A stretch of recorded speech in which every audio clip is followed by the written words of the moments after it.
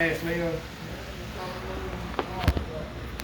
It was back toward Oakville, more or less in front of where Harold, that Bowen, Richard Bowen, We could probably make a little juicy movie. We could change the names to protect the innocent, protect the guilty. Yeah. Or about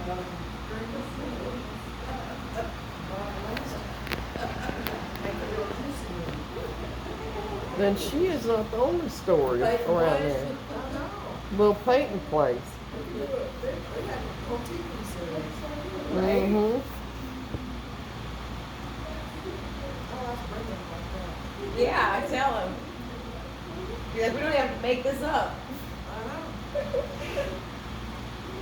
I've got your script Then here. Yeah. you've got a narrator Yeah. who will work for free. Yeah. I remember the last passenger train that came through Oakville, that had a passenger train that came from up at Mendenhall.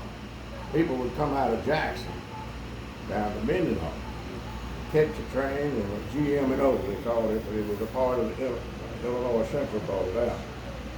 And they ran a passenger train that had about 2 or 3 passenger cars from Mendenhall to come down to Pinola and Grange, New Hebron, Silver Creek, Arm, Oakville, Hathorne, Goss, and then into Columbia. Did it stop if it needed to? Stopped out, yeah. And every one of them It brought the towns? mail Oh. with it. And they had a mail What call. year was that? Hmm? What year was that? 1937 Yes, when the last one came through. And everybody, I say everybody, I know. Believe that. Hmm? I don't believe in 1920 when the life came through, because I was a pretty good sized kid. And Miss Jean Hathorne would get the mail and put it in a bag, and when that train came by, she threw that bag up there and the man was kicking. And I remember going down there and putting pennies and nails on the tracks. Not at 2 years old, you know. That wasn't what the train came through. I said passenger train. Oh, Because you said the light train. Passenger. They quit transporting passengers in 1937. not really. It was the last passenger train.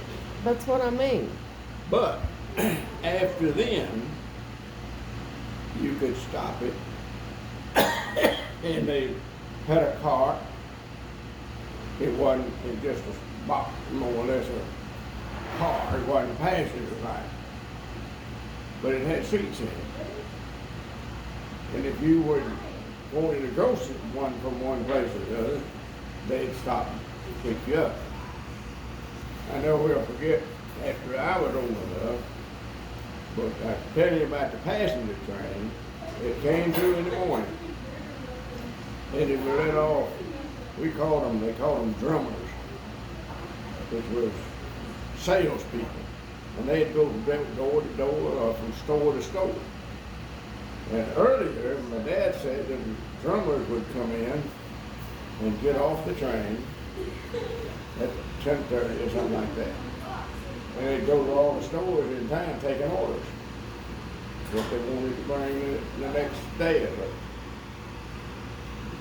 And then when the train headed back north, about 2:30 in the evening, they was ready to get back on and go. But if they had to go further out or stay more, they'd take a room there in Grandma Bowen's hotel. She had a 3-bedroom, 3-room, or she made it in. There were 3 hotel rooms upstairs. And one, sometimes she had an overflow off on the bottom floor. She might let it out. They said, I don't know. Only thing I remember about that, we called it Uncle Wilford's room. He was the youngest boy, youngest kid. And that was his room when he was home. But my granddaddy got his leg cut off. And a tree kickback on him. And when he came back from the hospital, they put him in that room. And that's when I remember him being in that room after his leg was cut off. So, And which grandparent was that? I'm a born. Mother's Your mother's side of the family. Yeah. Now my daddy's side of the family lived up 2 blocks up the road in that curve in that old yellow house. So, And nobody's got a picture of that old yellow house, do they? no, but I got a picture of one duplicate, part of one. People sitting on the front porch. There was another one just like it made over there across the railroad track. That picture of you and Joe born Parnell and all that in the front yard. That's sitting right in front of that old yellow house. We didn't show the whole house. And Kevin and Mike Nathan just got back from Colorado. Well, for baseball? No, Nathan, the oldest. I know, but what are they doing in Colorado? Oh, his family, his parents. Kevin's parents were I there. forgot. So But when that Nathan and train, Mike. when that train came through on the way back from Monica McClellan, say this is the last passenger train run. They shut it down. I don't know. It looked like to me with a crowd. It might not have been over 30 people. And I'm riding. I'm 5 years old. Everybody's everywhere. I'm riding on my daddy's shoulder, looking at everybody just there watching the lanes. That's what I remember. Why did they stop the passenger There was train? nobody there. Plus there was the roads we started building. People started using the car. But even then, the mail carrier, I'm gonna make an omelet and I'm not gonna eat it. I just wanna make it. I'm gonna get you guys ices for me. they still brought mail on the train. And that's when Mr. Brown, and it didn't have to stop. When the Oakville had a depot agent, started in Morris. Before him was Mr. I'm gonna let Leslie. you cook the omelet later this week, okay? And Morris was the depot agent, and he had the Morris code. And he had to, go ahead of time and tell them where they needed to stop and all. But Oakville had logs, poles, buckwood, cucumbers, potatoes, all kind of things that they shipped from that farmers, and cotton, and cross ties. And that was a central point. And they had switches, and they'd have a car, several cars off and say, this is for cross ties, this is for buckwood, this is for logs. And they had a big old bluff there, and they put that one car, the log cars, come up beside that bluff. And it had long poles that go from the bluff down into the rail, into the log cars. And they'd roll them down in there. But the pulpwood, it'd stack in. And the cross ties were in a box car. And the cucumbers and potatoes, put them in refrigerated cars. They had ice at each end of them, and big blocks of ice at each end of the rail car. And that kept all the food. Who owned that railroad? Illinois Central. We still got it. But they sold it. They junked it. But there wasn't enough traffic here. If you wanted something by mail and it had to come freight, you know how long it's going to take it, because it's got to come from, most everything came from Cedar Road, but Memphis. It come from Memphis down to Jackson to Mendenhall to Oakville, Brunswick, turn around and go back. Because the river was in the way.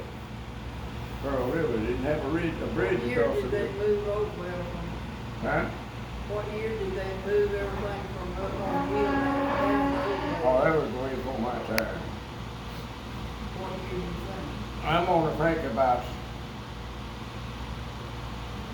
probably 1910, 1905, 10, When 15. did Dr. Strange get killed? He got killed in 1914. I don't know how you remember yours. I can't remember yours. I look at it on the speak on, it's chiseled in stone behind the church. His name was Jesse something Stringer. What was his stores already moved down? No, they were still, they had a bank then. But if he hadn't got killed and had Jay Hathorne hadn't have died, there was a lot of what killed Oakville more than anything is Highway 13. So- Jackson to Crumbly, and it missed Oakville by 5 miles. So them boys or that girl killed Stringer, right? Well, Is that what they? That's what they say. What is his name? Mr. What's that old man road? Or old railroad man down there, his wife? Ford. It was his daughter. Rick Harden, one of those who Yeah. What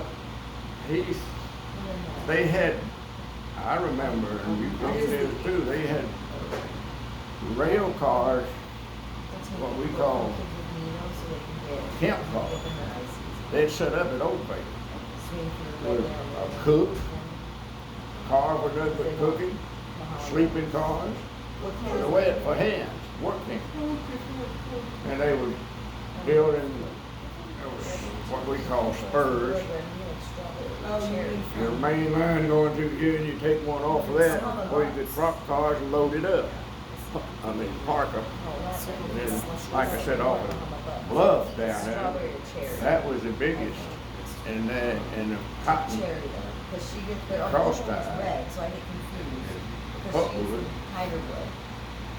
On one side of the railroad, they had a big old, what we call a spur, and it went for half a mile or so, and loaded the logs. They'd bring them logs out of the woods and put them up there on the bluff, high above the cars. And then, when they get the car parked where they wanted it, they'd let them skid. They call them maybe 20 feet long, along the middle of your yard out there from the bluff down to the rail cars. And they'd roll them logs down there till they fill that car up, move the car up a little bit, fill up another one, move it up, fill up another one. Then the next day when the train came along, they'd pull that car out of somewhere else, going to a sawmill or something. Is that train still in operation? A train through those towns? No. No, but it was running partly in 95 from Galston to Silver Creek, hauling lumber from the Gulf Smith up to Silver Creek and met caught with a bigger mill with another railroad. Another railroad come across up at Silver Creek. What they do? Now they Yes. Huh?